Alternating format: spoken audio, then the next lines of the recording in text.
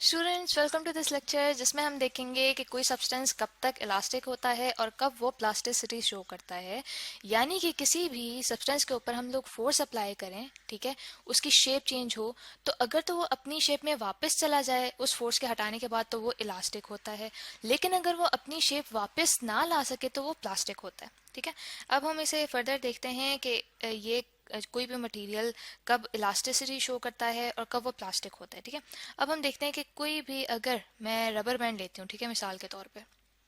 उसे मैं फोर्स लगाती हूँ, आउटवर्ड खींचती हूँ, स्ट्रेच करती हूँ, ओह सॉरी, ये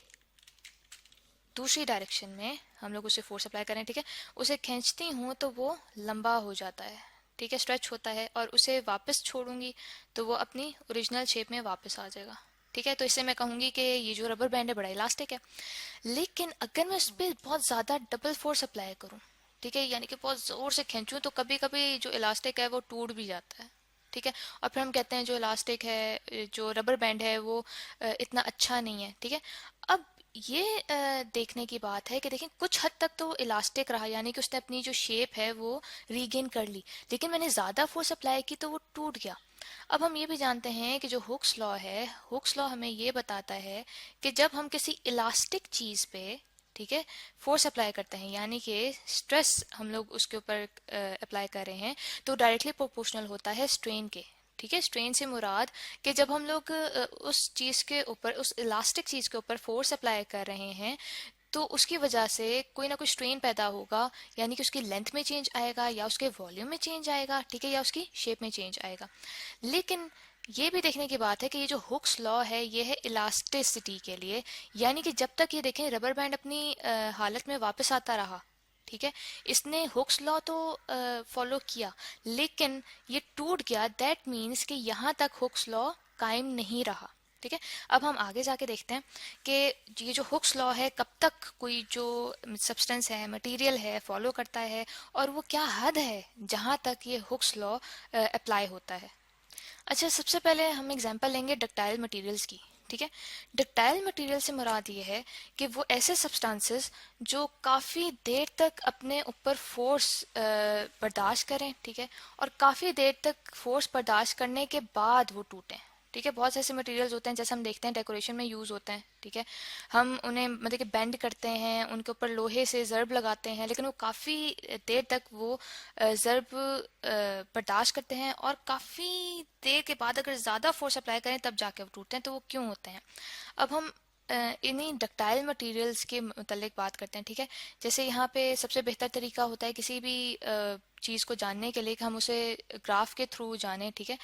तो हम यहाँ पे स्ट्रेन और स्ट्रेस का यहाँ पे रेशो लेते हैं। ठीक है, कि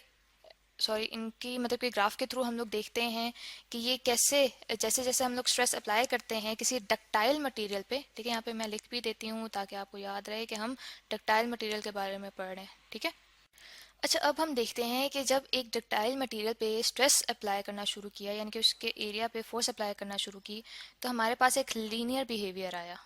ठीक है, लीनियर बिहेवियर यानी कि जो जैसे जैसे हम लोग स्ट्रेस अप्लाई कर रहे हैं, ठीक है, सब्सटेंस के ऊपर जैसे जैसे फोर्स अप्लाई कर रहे हैं, तो वैसे वैसे ही उसकी जो शक्ल है, सूरत है, उसमें चेंज आ रहा है, यानी कि डायरेक्टली प्रोपोर्शनल हमारे पास है। ठीक है, तो ये हम कह देते हैं कि ये ए तक ऐसा बिहेवियर गया हमारे पास। ठीक है, ए पॉइंट तक अगर हमारे पास ऐसा बिहेवियर गया तो यहाँ ए पॉइंट तक जो हमारे पास स्ट्रेस आएगा उसे हम कहते हैं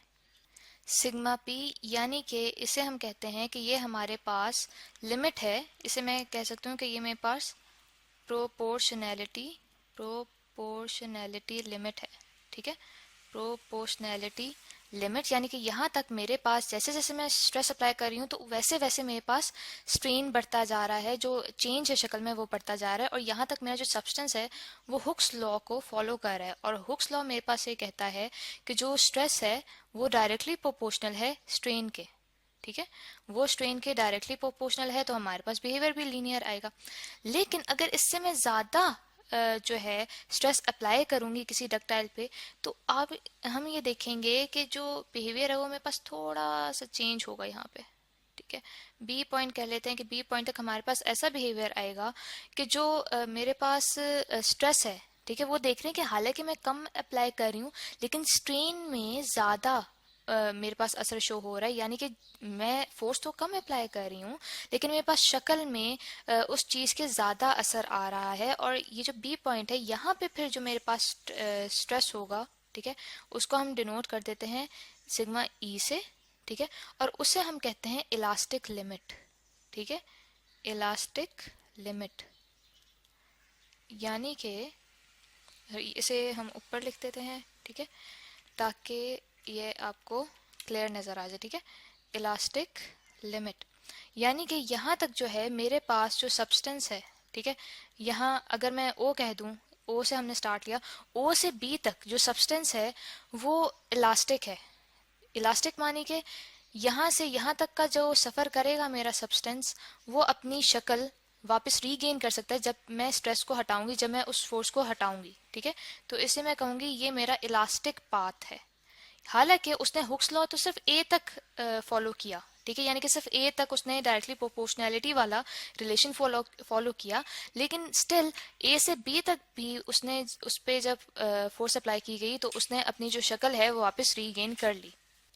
यहीं से अगर मैं फर्दर, ठीक है, फर्दर जो है फोर्स अप्लाई करती हूँ उसी डक्टाइल मटेरियल पे, तो मैं देखती हूँ कि उस पे जैसे जैसे मैं अब स्ट्रेस अप्लाई कर रही हूँ, ठीक है, तो जो स्ट्रेन है वो ज़्यादा होता जा रहा है जबकि जो मेरा स्ट्रेस है वो कम है, ठीक है, एज कम्पेयर टू स्ट्रेन के, ठीक है। तो जो प्रोपोर्शनैलिटी वाला जो मेरा रिलेशन था वो तो हम लोग पहले खो चुके हैं ना ए तक, लेकिन यहाँ पे क्या हो रहा है, यहाँ पे अब हमारे पास जो सब्सटेंस है वो प्लास्टिक बिहेवियर शो कर रहा है, ठीक है। प्लास्टिक बिहेवियर ये कि जब मैं सी तक इसे लेके आ रही हूँ तो आप देखें कि मैं स्ट्रेस तो बहुत कम अप्लाई कर रही हूँ लेकिन स्ट्रेन यानी उसकी शक्ल में चेंज बहुत ज़्यादा आ रहा है। और बी से सी तक का जो एरिया है, ठीक है, बी से सी तक का एरिया हमारे पास प्लास्टिक कहलाएगा, यानी कि जब मैं यहाँ से फोर्स हटाऊंगी बी से सी तक तो जो मेरा सब्सटेंस है वो अपनी शक्ल में वापस नहीं जा सकेगा। और ये जो सी पे है, ठीक है, सी पे मेरे पास स्ट्रेस है, उसे अगर मैं डिनोट करूं सिग्मा सी से तो इसे मैं कह सकती हूँ कि ये मेरे पास है अल्टीमेट टेंसाइल स्ट्रेंथ, ठीक है, अल्टीमेट अल्टीमेट टेंसाइल स्ट्रेंथ। यानी कि टेंसाइल से मुराद ये होता है कि खींचने की ताकत, ठीक। यहाँ पे खींचने की ताकत से मुराद ये है कि यहाँ एक हद है, ठीक है, वहां तक मैं खींच तो सकूंगी उसे, लेकिन उस जब मैं खींचने के बाद उसे छोड़ूंगी तो अपनी शक्ल में एक तो वापस नहीं जाएगा। और फर्दर फर्दर जब मैं इस पॉइंट से आगे मैं उसे लेके जाऊंगी, उसके ऊपर स्ट्रेस अप्लाई करूंगी, तो एक डी पॉइंट आएगा कि डी पॉइंट के बाद यहाँ पे वो ब्रेक हो जाएगा, ठीक। यानी कि हमारा जो डक्टाइल मटेरियल था उसके ऊपर जब हम लोगों ने फोर्स अप्लाई की तो उसके ऊपर कैसे फोर्स अप्लाई हुई कि पहले 0 से ए तक, ठीक है, वो इलास्टिक भी रहा और उसने हुक्स लॉ भी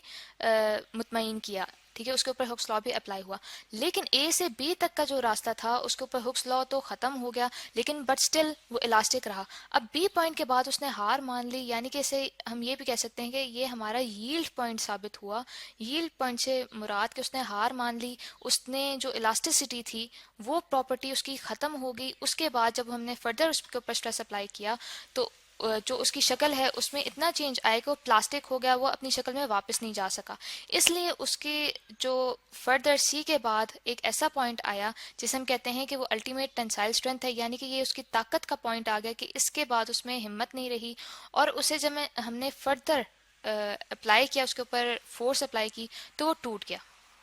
डक्टाइल मटेरियल्स के एग्जांपल्स में हमारे पास जैसे लेड आ जाता है, कॉपर आ जाता है, रॉट आयरन आ जाता है। रॉट आयरन में हमारे पास कार्बन कम होता है तो उसे डेकोरेशन पीसेस के लिए यूज़ किया जाता है, मोल्ड कर सकते हैं हम। ये तो हमने देखा था ग्राफ के डक्टाइल मटेरियल्स के लिए। अब हम देखते हैं कि ब्रिटल जो मटेरियल्स होते हैं उनके लिए ग्राफ कैसे होता है। ब्रिटल मटेरियल ऐसे होते हैं जो थोड़ी देर तक उनके ऊपर हम लोग फोर्स अप्लाई करें तो टूट जाते हैं, यानी कि जो हमारे पास ग्राफ आएगा उसका सीधा स्ट्रेट आएगा और एक हद के बाद वो टूट जाएगा, ठीक है। तो ऐसे जो मटेरियल्स हैं वो हैं जैसे ग्लास है, स्टील है, ठीक है, कि वो एक हद के बाद जाके उनमें ब्रेक आ जाएगा। लेकिन अगर यही मिसाल किसी इलास्टिक मटेरियल के लिए लें तो उस पर जैसे जैसे हम लोग स्ट्रेस अप्लाई करेंगे, ठीक है, तो उसके अंदर स्ट्रेन पहले तो स्ट्रेट रहेगा लेकिन उसके बाद जितना भी स्ट्रेस अप्लाई करें तो वो स्ट्रेन उतना नहीं रहेगा, क्योंकि एक इलास्टिक मटेरियल अपने ऊपर लगने वाले जो फोर्स है उसे भी रेजिस्ट करता है तभी वो इलास्टिक कहलाता है। आई होप स्टूडेंट्स कि आपको बहुत अच्छे से इलास्टिसिटी और प्लास्टिसिटी का कॉन्सेप्ट क्लियर हो गया होगा।